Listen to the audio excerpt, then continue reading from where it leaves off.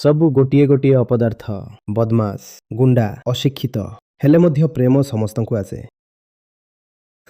ବହୁତ ବଢ଼ିଆ ତ। ମୁହ ଧୋଇବା ଜଣା ନାହିଁ, କିନ୍ତୁ ପ୍ରେମ ପୁରା ଚରମ ସୀମାରେ। ତାଙ୍କୁ ଦେଖିବା ଲୋକ ମଧ୍ୟ ସେମିତି।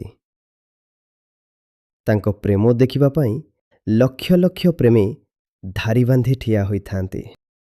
ସେ ଯେତେ ବି ସମସ୍ତେ ଖାଲି ପ୍ରେମ ହିଁ ବର୍ଷା କରିଛନ୍ତି।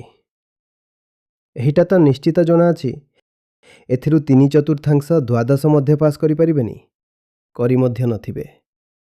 ପରୀକ୍ଷା ଯେବେ ମୁଣ୍ଡ ଉପରକୁ ଆସୁଥିବ ତେବେ କହୁଥିବେ ନକଲ କରିବା ପାଇଁ କିଛି ଯୁଗାର ଅଛି କି? ଯୁଗାର ବି ତାଙ୍କୁ ତାଙ୍କ ପ୍ରେମୀମାନେ ହିଁ କରିଦେଉଥିବେ।